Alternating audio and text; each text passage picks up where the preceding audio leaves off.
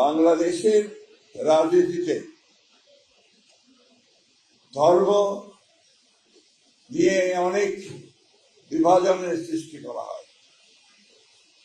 আমরা আমাদের রাজনীতিতে এই বিভাজন বিশ্বাস করি না। আমাদের যে রাজনৈতিক দর্শন শহীদ প্রেসিডেন্ট জিয়াউর রহমান সাহেব আমাদের দিয়ে গিয়েছেন, বাংলাদেশি জাতীয়তাবাদ, সেই বাংলাদেশি জাতীয়তাবাদের ভিত্তিতে সকল ধর্মের সকল বর্ণের মানুষের সঙ্গে একাত্ম হয়ে বাংলাদেশের উন্নয়ন আমরা কামনা করেছি। আমাদের দেশনেত্রী বেগম খালেদা জিয়া সেই একইভাবে তিনি সেই রাজনীতিকে এখানে করতে চেয়েছেন।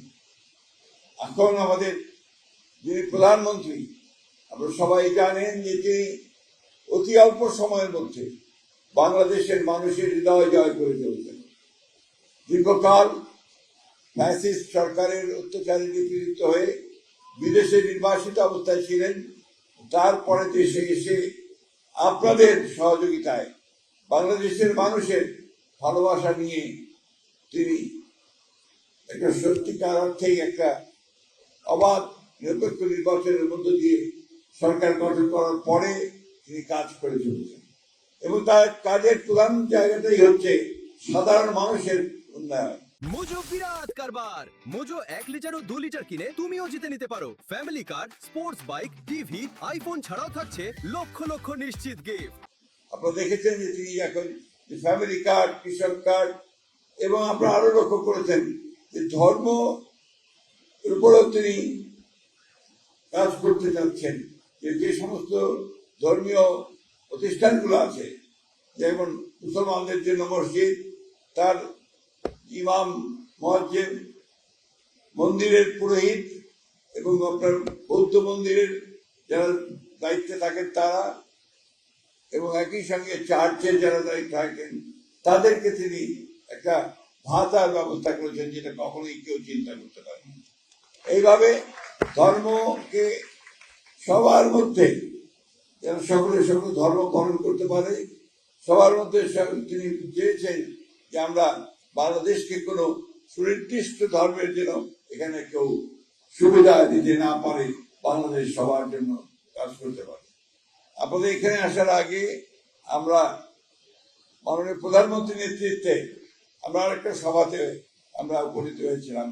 আপনারা জানেন যে এবার মহিলা সংসদ সদস্যদের মধ্যে আপনার আমাদের মাননীয় প্রধানমন্ত্রী প্রত্যেকটি ধর্মের মানুষের প্রতিনিধিত্ব তিনি নিয়ে এসেছেন এবং আজকে ছিল আপনার সমতল ভূমিতে যারা নৃগোষ্ঠী আছেন তাদের সঙ্গে তিনি বসেছিলেন। তাদের একজন প্রতিনিধি আছেন, আপনি জানেন যে তিনি মূলত সাঁওতাল সম্প্রদায়ের মানুষ, আন্নামিন, এবং আজকে তারাই আজকে বসেছিলেন। সেখানে একইভাবে তিনি বলেছেন যে আমরা প্রত্যেকটি শ্রেণীর উন্নয়নের জন্য, তাদের আর্থসামাজিক ব্যবস্থা পরিবর্তনের জন্য আমরা কাজ করে যাব। আমরা সেই কথাই বলতে চাই যে আমরা ধর্মীয় ভাবে কোনো বিভাজন সৃষ্টি করতে চাই না, আমরা সকলকে নিয়ে কাজ করে সামনের দিকে এগিয়ে যেতে চাই।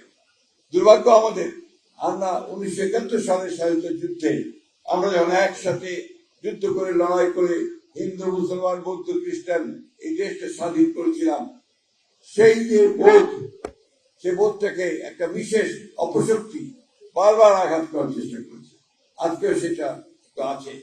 এখানে আমাদের সকলকে এক হতে হবে, প্রতিরোধ করে তুলতে হবে, সেই জন্যে আমাদের ঐক্যবদ্ধভাবে কাজ করতে হবে।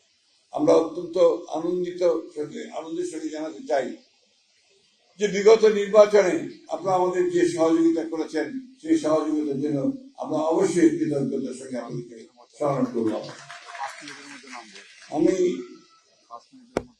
আমরা আপনার এই অসুস্থতার জন্য আমার কিছুটা আছে, সেই কারণে আমি গুছিয়ে বলতে পারছি না। আপনাদের সঙ্গে নিয়ে অন্যান্য সব ধর্মের নিয়ে আগে আবার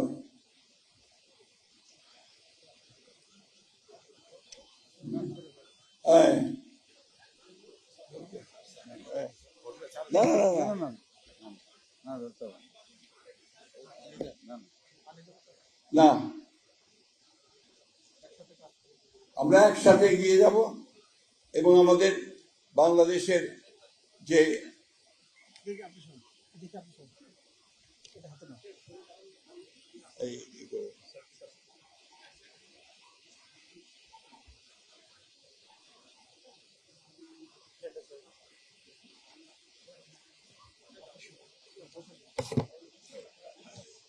আমি দুঃখিত, অসুস্থতার জন্য আমি আপনার কথা শেষ করতে পারছি না। সবশেষে এই কথা বলবো যে আসুন আমরা বাংলাদেশের মানুষ একসাথে এগিয়ে যাই সামনের দিকে। ধন্যবাদ সকলকে।